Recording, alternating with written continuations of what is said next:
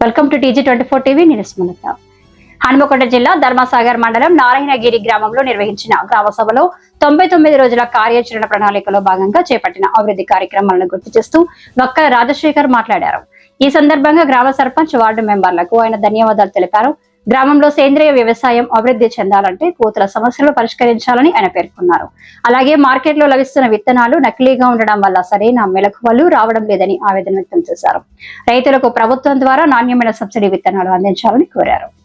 ఇక గ్రామంలో వీధి కుక్కల సమస్య తీవ్రంగా ఉందని, తాను డ్యూటీ నుంచి వస్తున్న సమయంలో చిన్నపిల్లను కుక్కల బారి నుండి కాపాడిన ఘటనను వివరించారు. తాను అక్కడ లేకపోతే పిల్లలకు ప్రాణహాని జరిగేదని పేర్కొంటూ కుక్కల సమస్యలపై తక్షణ చర్యలు తీసుకోవాలని అధికారులను గ్రామసభ వేదికగా కోరారు. గ్రామం ఆదర్శ గ్రామంగా అభివృద్ధి చెందాలంటే ప్రజలు, యువత, మహిళలు కలిసి పనిచేయాల్సిన అవసరం ఉందని ఆయన సూచించారు. గ్రామంలోని జిల్లా ప్రజా పరిషత్ హైస్కూల్ను ఇంటర్మీడియట్ కళాశాలగా అభివృద్ధి చేయాలంటే తమ పిల్లలను ప్రభుత్వ పాఠశాలల్లోనే చేర్పించాలని మంచి సూచన చేశారు. రాజశేఖర్ ప్రస్తావించిన సమస్యలను పరిష్కరించేందుకు తహసీల్దార్ హామీ ఇచ్చారు. ఈ కార్యక్రమంలో గ్రామ సర్పంచ్, కార్యదర్శి, వార్డు మెంబర్లు, వివిధ శాఖల గ్రామస్థాయి అధికారులు, మహిళలు, రైతులు, యువత మరియు గ్రామ ప్రజలు పాల్గొన్నారు.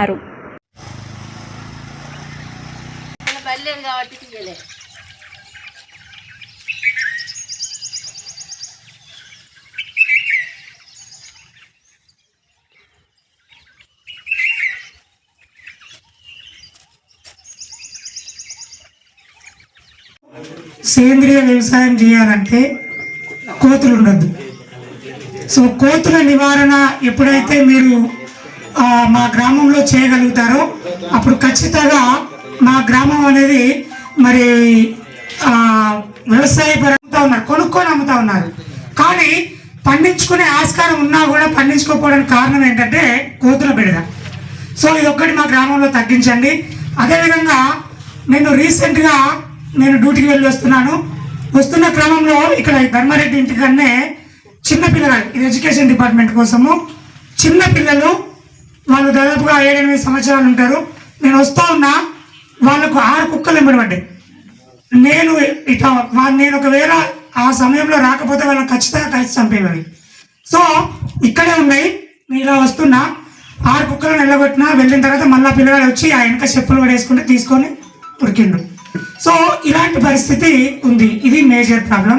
అదేవిధంగా మాకు వ్యవసాయానికి సంబంధించి సబ్సిడీగా మరి ఇక్కడ కొనుక్కున్న విత్తనాలు నకిలీ విత్తనాలుగా కొంచెం మేము భావిస్తా ఉన్నాం. ఎందుకంటే నారు పోస్తే కూడా సరిగా రావడం లేదు. సో కాబట్టి గవర్నమెంట్ ద్వారా ఏమైనా విత్తనాలు కనుక అవైలబుల్గా ఉంటే మీరు ఇప్పించగలిగితే సో అవి మా రైతులకు ఇప్పించండి డైరెక్ట్గా, వాళ్ళు సేంద్రియ వ్యవసాయం చేయడానికి. అదేవిధంగా ఇప్పుడు చూడండి, యూరియా ప్రాబ్లం అవుతుంది. సో యూరియా మనం వాడద్దని అనుకుంటున్నాం. సో దానికి ఆల్టర్నేట్గా ఏమైనా కుండీలు ఏర్పాటు చేయండి. కుండీలు అంటే ఏంటి, మనం ఏదైతే ఎరువులు మనము ఆల్రెడీ ఉంది, కాకపోతే ఏంటంటే ప్రతి ఒక్క రైతుకు లేదు. కొంతమంది ఎవరో అప్పుడు సర్పంచ్ దగ్గర ఉన్న వాళ్ళకు మాత్రమే అక్కడ కొన్ని కుండీలు వస్తే పెట్టడం జరిగింది. సో ఖచ్చితంగా ఎవరైతే వ్యవసాయం చేస్తారో, ఎవరైతే వ్యవసాయంలో ఉంటారో వాళ్ళని ఎంక్వైరీ చేసి పెట్టండి. సో ఇందాక హాయ్ అండి, నేను మీ Satyasri. Please do subscribe TG24 TV.